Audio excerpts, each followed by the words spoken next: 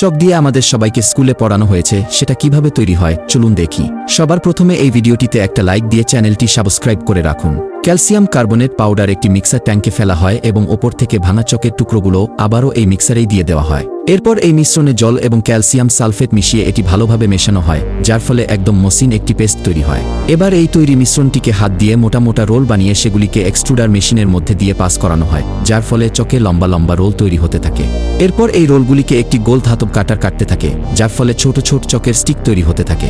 এরপর এই স্টিকগুলিকে গরমে শুকানো হয় এবং তারপর আরও একদিন শুকানোর জন্য রাখা হয়। আর এখন আসে সবচেয়ে মজার ধাপ, যেখানে রঙিন চক তৈরি করা হয়, যা নির্মাণ সাইটগুলিতে ব্যবহার হয়।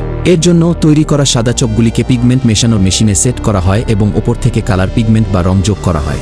যখন এই চক পুরোপুরি শক্ত হয়ে যায়, তখন অবশেষে সব চকগুলিকে পিগমেন্ট মেশিন থেকে বের করে ম্যানুয়ালি সব চকের প্যাকিং করা হয় এবং এভাবেই স্কুল ও নির্মাণ সাইটগুলিতে প্রতিদিন ব্যবহৃত হওয়ার জন্য চক প্রস্তুত হয়ে যায়।